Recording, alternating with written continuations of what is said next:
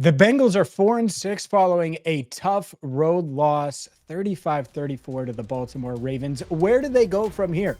Joe Goodberry is here to break it all down.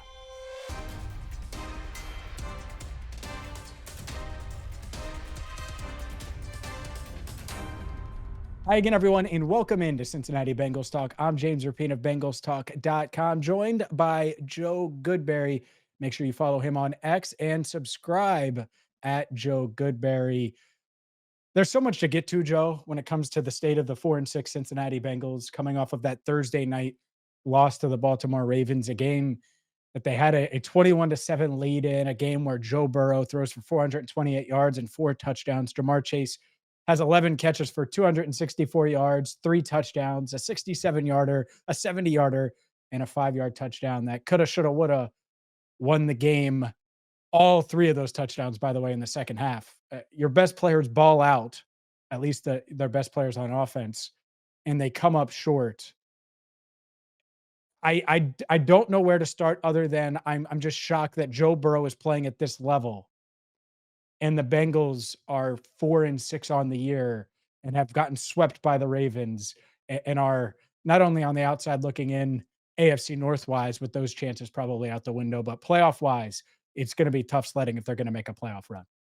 Isn't it such a depressing feeling to have the quarterback play at this level? It's like I can't think about the last generation of the Andy Dalton era Bengals and think, there were so many times where if they just got a little bit better quarterback play, you felt so Yep. much better about those teams or those years. And Andy had a success, but you know what I'm saying? Like there was so much off script stuff and so much extra that you felt like could be done in future or in past Bengals teams. And then they get here with Burrow and he's doing it. And this is his best career year. He's in his prime. And this everything I've known for football in modern day is if your quarterback plays well, you've got a great chance to win this game. And they do have chances. But geez, how many times can you fall one play short? Whether that's the Chiefs game earlier in the year, the other Ravens game, and now this Ravens game. It's just a mark of a bad team that can't capitalize and can't finish when it's time to do it. The 2021, 2022 teams did. This team cannot. Yeah, and we were talking a little bit before we started recording, and I think we should go there with Joe because what they're asking of Joe, what they asked of him on Thursday night to go on the road, and Zach Taylor said it Friday when I was at Paycor Stadium. He said Joe knew the game plan, he knew what we were going to do, he knew he was going to drop back. He didn't say 60 plus times, but he knew going in that that would be the case, that he was going to take hits, that he would have to go off script and certainly extend plays and all of those things and to watch him carry this load on his shoulders, do it at a really, really high level. When you watch the film, what are they asking of him? Give our viewers an idea of the role Joe has. We know how important he is, how talented he is, but how well he's playing considering what they're asking him to do week in and week out. Yeah, considering the situation is even more impressive because number one, you're missing T. Higgins, you're missing Orlando Brown Jr., right? Both of those have different effects on the game. Number one, I think we've seen the impact of wide receiver two on this offense and what it does. They had a big game. Sure, Burrow threw for a bunch. It didn't affect Jamar. He still got his. But when you need a play at times and when you need someone else to step up, they really haven't had that. And I think you even go to the final play, the 2-point conversion, and the Ravens say, you know what, we're going to double the 2 tight ends and not the outside receivers. Whoa. Like that seems crazy for a Bengals offense, a Joe Burrow Bengals era offense for them to just disregard Jamar Chase, which is nuts. But like if that was T. Higgins on the other side, I guarantee they don't come and start doubling both tight ends. So it's bad play call, bad probably rock, paper, scissors situation. You throw rock and they're hitting you with paper, and it just is what it is. But I think about that throughout the game where there was so many times where it's those guys aren't open. They're the first or second read. And whether it's Yoshi or Burton or Gasecki or Tanner Hudson, whatever it may be, and now Joe's got to do something second reaction or go off script. And they can say they expect it. But anytime you see Burrow going off script and extending plays, it means the play did not work. It means the original call did not work. So we're talking about how many easy button plays does Burrow really get in a game? Not many at all. And when they try to build them in, they look terrible. Think about that screen to Chase Brown on the left side that just instantly loses yards, right? It's like, geez, these are the 5 yard plays loss. you're Yep. designing these to be easy buttons and they're not. They're actually setting you back. And then you go to the offensive line portion of this, and Burrow was under heat. the entire game. And it wasn't all Cody Ford. Cordell Volson took his beatings, and Alex Cappa might be falling off the map, and it just is what it is. But he's under duress like crazy, and he's stepping up, sliding, moving in the pocket. He's throwing off balance and off platform on routine throws. And it's like because he can't get comfortable. And how much does that affect you later in the game? Surprisingly, it didn't. So when I think about Burrow and how great of a year he's having, I also think he's got the hardest job in the NFL of any quarterback. They're asking him to control it at the line of scrimmage, have multiple plays in the huddle, can him, check into him, whatever you got to do based on what the defense is doing, read pre-snap, post-snap, find the right guy. Also, move within a muddy pocket, extend plays, get the ball to your best player who's doubled half the time, and figure it out, Joe. Make a play, save us, Joe Burrow. And it's only taken them so far. Yeah, it's just unrealistic.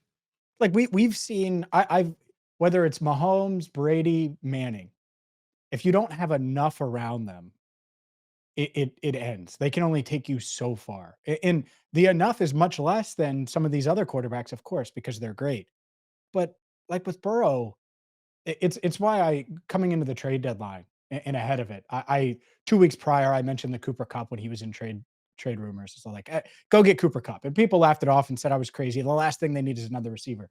I don't know. I think on Thursday night they certainly could have used another playmaker, and that's team wide. What I look at now, and I think of all these close games. What's the thing that stands out about the Chiefs game or both Ravens games? These really good teams that you're going to see in January if you're a playoff team.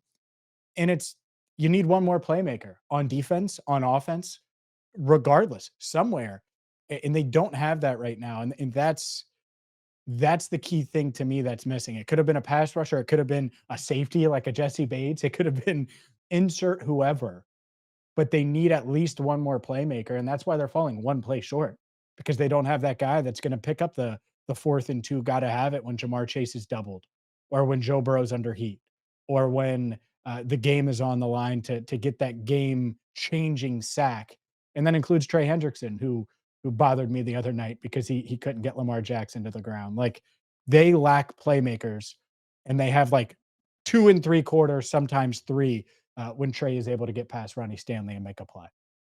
Yeah, it's probably if you were to say where are they really lacking the playmakers, everyone would agree defensive side. It can't just be Trey. It's so hard to have a consistent pass rush when it's just one guy Yeah. winning consistently. They're trying to piece it together. They'd love if the young defensive ends made more plays. They'd love if the rookie defensive tackles made more. But you're Mm. asking guys that weren't great pass rushers either in college to do that, to like Voltron it together into one other pass rusher next to Trey Hendrickson. It's not working. They need can a linebacker, you paid the linebackers, can one of them make a play, right? Can the safeties that you swore were the issue last year, go with these two guys. Can one of them make a play at some point? Can you Can't get your even tackle. corners Can't even right? Can't tackle. even tackle. Can't even try to tackle. Can't be bothered to tackle on that 70-yarder down the left sideline. Logan Wilson and Geno Stone. Oh, and Cam Taylor Britt, who's having his worst career year somehow. And how do you get these guys to get back? How do you get them to answer and play at the ability we know they can? And we've seen them play at the NFL level. It's pretty crazy to me. And one other thing too, if we're just to touch on the offense before we move that point too far, if there's a criticism of Burrow's game last night, I think there were other times where he probably could have said, you know what, Jamar, you and I, we're going to take this play over no matter what. And there were a few fourth downs and the 2-point conversion where I know the play call is supposed to go elsewhere. I know because the defense is doing this, you should go this way. I don't care. I want you guys to just look at each other, mind meld, psychic connection that you guys have sometimes. Draw it up in the dirt, give them a head signal, a hand signal, and just figure it out. I won't care. I want to win and lose. We said this so many times, right? When they take the ball out of Burrow's hands in clutch situations, we're like, I want to win and lose this game with Joe Burrow deciding it with the ball in his hands. Well, I also want that ball to go into Jamar Chase. When they're both playing at an A+ level, I need that 2-point conversion going to him. I need those fourth down conversions going to Jamar Chase. Yeah, I agree, and I think it all ties together with that. It's like, well, you want Joe to make the right read and process and do that play in and play out. Well, we're 75 plays in now, right? Where he's done that. And so he's looking where he's supposed to look. And it's just tough. It's a tough ask. It is. It's a Ver- balance. and so it's one of those things where if you put less on him in quarter two, then maybe it is that simple in quarter four. And I'm not defending him. Of course, I would love to see the ball go to Jamar Chase. I would have loved a much quicker developing route for him, I would say, as well on that 2-point conversion. What did you see there? We can get to that. Obviously, and I ripped the officials on our post game show, but officials out of it. What did you make there in the Ravens? The fact that they left Chase in single coverage, I never would have guessed that, and yet that was the case. Yeah, so first you go to the play, I think before where they're calling a timeout, and I always felt like that's what they were going to do even when they lined up was let's see what the Ravens do here. We're going to go in a situation that may be similar but a different formation. Let's see what the Ravens do. We'll call a timeout and make sure we're on the right play. So they do that. They come back, they come back out. They bring Jamar out to the left, and when you see it, it looks like single coverage to both. But then one of the safeties goes over towards Jamar Chase's side, and really, actually, he settles between Jamar and Mike Gesicki, but he's actually kind of just slowly walking towards Gesicki. So I think Burrow sees it and sees, okay, the safety's going over there. They must be. He's going to drop out into Chase's zone. I'm not going to worry about this. We've got basically the D end on the other side should come down and should come in. And if he does, we got Tanner Hudson basically on a jerk route. I understood the thinking, like, let me take the snap, fake it in, go out. I should be able to hit Hudson, no problem. We should have the protection for this. Instead, the Ravens crash everyone middle, which is why it collapses on them the way it does. The ends don't rush on the side Hudson's on, and it ends up being double on Hudson. So you're taking away the underneath. The other guy's allowed to sit on his outside breaking route. And they completely double Gesicki, and they leave. I think it was Yoshi on one side and Higgins and Chase one on one on the outside. And I think if you would have known that pre-snap, he would have adjusted and would have gone to something. It's like, how did the Ravens know? Like, I feel like you do. This is what happens with teams that know you the best, and they kind of hinted towards it going into the week. Like, how's the preparation with these teams? That you play all the time. These division teams. You get into these crunch situations. You either have a money play that you've drawn up and you're ready for it this week, or that other team that knows you so well kind of can disguise or show one thing and they know what you're going to check into and they know your process so well because you can be a bit robotic sometimes. I think with all right, they're going to show an extra guy in the box, we're going to can it and we're going to throw the ball here. Well, I think defenses know that at this point. I think the Ravens definitely do. So it was just it stinks because I want them to ad lib at the when they get up to the line and if they can see it clearly. But they ran the play that was called in the huddle and it didn't work. I mentioned playmakers earlier. The Bengals signed Sheldon Rankins to be a playmaker. Have you noticed 98 in a positive way this No, season in general? Because to me, he's given them about as much production as you have. thanks. I appreciate that. I'm not getting No, paid the same salary as Sheldon Rankins. I would and love by the way, that. you're not employed by the team, right? I mean, That's true. anyone watching right now has produced as much as Sheldon Same Rankins. same I production. mean, Oh, so it wasn't credit. Thanks, it James. But was you're not. right. I There's mean, not much going on. And maybe it's past injuries. He's had injuries in I his career. He started the season with an injury, but there's no explosiveness. His no, one arm with the brace on it doesn't look like it's doing much at all. He doesn't look strong. He doesn't look quick. He doesn't look agile. He's loafing it on some plays. I hate to say that, but there's plays where Lamar, where he goes around the outside and Trey's coming behind him. I thought BJ Hill should have flattened and kept him in the pocket instead. Lamar runs it up the sideline. This is right after the fumble. But if you watch Rankins on that play, he's just kind of going with it. He's way back there, like, And can I get a DN there? Can I get Miles Murphy that's hungry for some snaps? Can I get Joseph Osai in that spot? Like, why are we rushing with two defensive tackles every nickel play? They never used to always do this. And now you got a guy who it just is not doing you anything. He's a disservice to nothing. the defense. You might as well have 10 guys out there. And you can label Von Bell another addition this offseason as a very similar way. They might be playing with 9 guys out there on defense, and that's when Geno Stone is half usable. It could be 8 guys. Make the case for it. Yeah, uh, I just Rankins and Stone together just have been awful. They're killing them. Yeah. And in Bell, it's just tough. There's just not playmakers, Joe. Yeah. That's it. I mean, there really is no one. And that's I took out a little frustration on Trey as well, but you just need someone else. And Right. that's why I have no idea why in this world where Joe Burrow is playing at such a high level, Jamar Chase is playing at such a high level, and this was before Tuesday. Josh Uche gets traded. How do you not get in on that? He's a guy that can help you. Baron Browning gets traded. He can give you some juice as well, where maybe you put Miles Murphy in that Sheldon Rankin spot, but then you put Browning on the edge and you say, "Go get him. Go get him."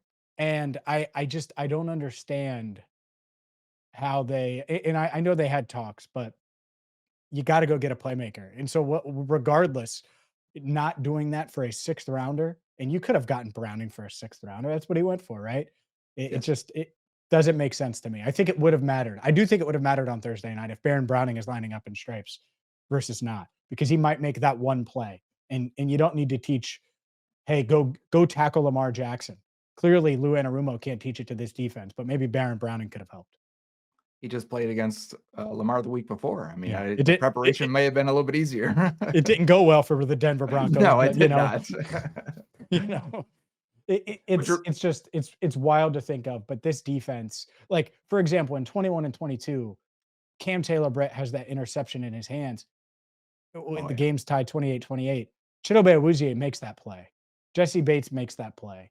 Mike Hilton makes that play. Mike Hilton's probably the only non-Trey Hendrickson defender making plays right now, Mhm. and Cam Taylor-Britt drops it. Like, that's a play you have to have, and this defense just doesn't make them. They don't, and you're right. There were so many situations in 21 and 22 where their backs were against the wall and they needed to make a play, and they would. They'd come through, force a fumble, or get to the quarterback and bring them down. Now they're out of field goal range, whatever it may be.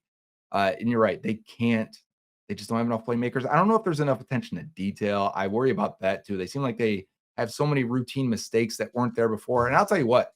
Uh, First things first. Any defense, no matter how it's constructed and how it's built and where your talent is, they are not physical on the offense or defensive side of the ball. Offensive line is not physical, hasn't been forever. I don't know why they can't get that fixed and at least get guys to fire forward and hit the target in front of them. They're hitting each other more than anything else. And then on the defensive side, like, do you see how hard the Ravens hit on routine tackles? Every Hard. time they hit, it's poof. The Bengals, they're softly running into these guys, arm tackling, trying to rip the ball out. They're getting dragged for another 5 yards. It is completely night and day when you watch like the Steelers Ravens defense versus the Bengals. Lamar didn't take one big hit. No, Not one. I don't even need to go back and watch. He didn't take one big hit. Meanwhile, Marlon Humphrey is 5 yards away when Burrow throws it, free hits shot. him, crushes him. Not only is there no penalty, which is ridiculous, but fine. How does no one, like, get penalized there, scoop up Marlon Humphrey and slam him to the ground? Like, seriously. Like, if you're Cordell Volson or or whoever, Cody Ford saw it for sure. So, Mhm. and I get it. You really don't want to get penalized, but that defensive back should know that you're not allowed to do that. Like, you got No, to they make can't him stand. know it's a Right, DB. It's a right. DB. Meanwhile, you have Geno Stone trying to arm tackle a receiver and Wallace. It's just, who is he again? Like, anyone watching could have made that tackle. You're right. The physicality difference Yeah. between all 3 AFC North teams, and that's a mentality thing. That's not a physically capable thing. Like, just hit harder. What's going There on? there was another play where Roquan and I forget what the D end is there. They have a stunt, and Roquan ends up getting tripped up and falls to the ground right in front of Cody Ford, and Ford just stands over him. And I'm like, Roquan would not give you that same um, respect. He would jump on you. He would hit Yeah, you. You better hit him back if he's on the ground, man. He starts falling on the ground, finish him. That's how you win physical games, and they don't have it in them. I don't get it. I don't understand that. I don't know why I just, you know how many people watching right now would be like, "Oh, yeah, I wanna hit Marlon Humphrey for that," to Joe? You know what I'm saying? Like, how Yes, is I that do. not, how does nobody, and again, maybe half the offensive line just didn't see it. I need to see every angle. Maybe you saw, I don't know, but, like, how do you not? Especially after last week where Max Crosby hits Joe after the whistle and no one does anything. It's just kinda Multiple weird. times too. Multiple Yeah, times, Max Crosby had his hand down him, pushed him a little bit too much, pushed him out of bounds. The first time, Burrow's like, okay, gives him the hug, and the announcers loved it. But then afterwards, each time, you can see Burrow getting a little more ticked off and kind of looking up like, is anybody going to back me up here? Or am I going to fight this, 6'5", 275-pounder on my own here? Yeah, you got to protect your quarterback. He's not should not be getting. Are we just all too used to Burrow getting hit? Are we just all too used to it? Is he too used to it that he's just getting hit more than anyone in the league? Getting hit 20 times, maybe what, 5 to 10 big shots in that game last night. Whereas Lamar doesn't take a big hit once, and he's elusive. I get that, but Burrow's elusive too. We just let him get destroyed constantly, and we just, he's tough. He'll figure it out. it's okay to get a penalty once in a while. Like, I asked Zach on Friday, I said, "Well, what do you think about the penalties?" And he said it was a very Zach answer, like, he's gotta raise it with the league and be more. It's like, man, if I was him there, like, you're rich, right? Like, he's rich. I would have said, "They need to stop bleeping hitting my quarterback and it not getting called. Get fined 20 grand." I know that sounds stupid, but I do think it matters. Like, that edge, that rubs off. Joe will take note of it. Maybe Joe would pay it, right? Yeah. He's got plenty of money too. Like, it's it can't happen like that, where these teams say, "Oh, I can get a free shot," and there's not gonna be any consequences. No, there's gotta be consequences. It doesn't mean they're not gonna still take the shot, but they're gonna think twice about it next time, and that is something I don't think any opponent. I wouldn't. If I'm the Chargers, I'm not thinking of that. If I'm, Joey Bosa, I think he's healthy. I mean, the number 1 ranked defense in the NFL going into week 10. I'm not thinking about, "Oh, this big bad offensive line's gonna get me." No, I'm taking that shot on Joe and making the officials call it because they haven't called it enough. Yep, and I think about the Bengals heading into this game being the least penalized team in the league, and there's credit for that, right? We don't want the bad penalties. We don't want to put this offense behind the sticks any more than they already are at times. But the Ravens came in this game 32nd in net penalty yards, and this game played out exactly that way with the pass happiest crew and or the flag happiest crew in the league, refing crew. And the Ravens 3 times as many penalties as the Bengals had plus. And did they care? No, they still figured out a way to win. These you overcome, you make plays. You know, Yep. you don't let guys set the tone. I mean, you're already going into their building. You're there to steal a game. You can't let them set that physical tone and punch you in the mouth and still expect to come out and be firing on all cylinders at the end there on play number 75 when you got to have it. Yep, exactly. No, I completely agree with that. Last thing, 4 and 6. A lot of people have asked me, "All right, are they done?" I think their AFC North chances are done. I still think that there's reasonable playoff chances. Obviously, that means they have to win games. You got 2 games against the Steelers, matchup against the Chargers coming up next. Winnable game against Tennessee. I'd say a winnable game against Dallas.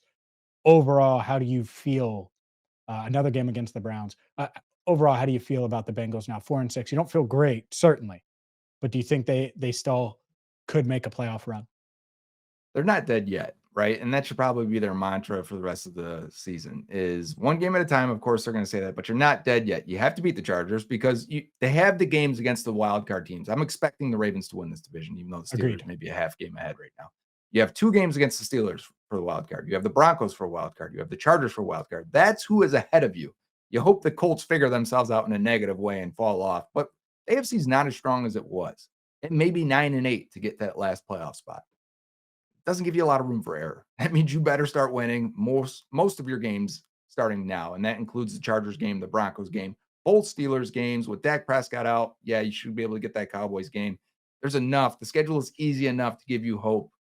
But man, is this the team that can do it? Is this the team that can figure it out? There's reason to believe they can. They've gone on runs before. We saw them win 10 straight in 2022.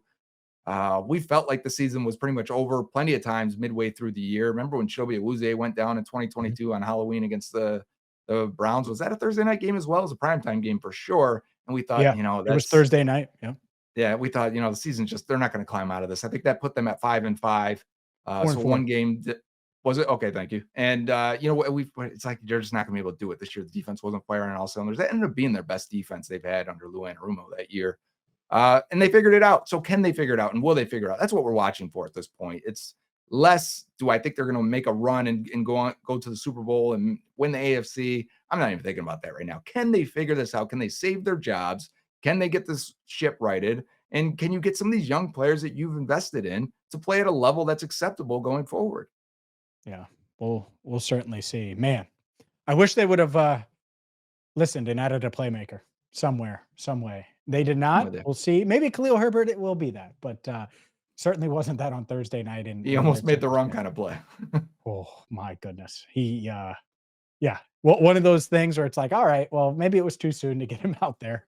Let's put Chase Brown back in. And that obviously had its ups and downs as well. He is Joe Goodberry. Follow him on Twitter at Joe Goodberry. Check him out. He's all over YouTube as well. Joe, I appreciate the time. Thanks for coming on. Thanks for having me.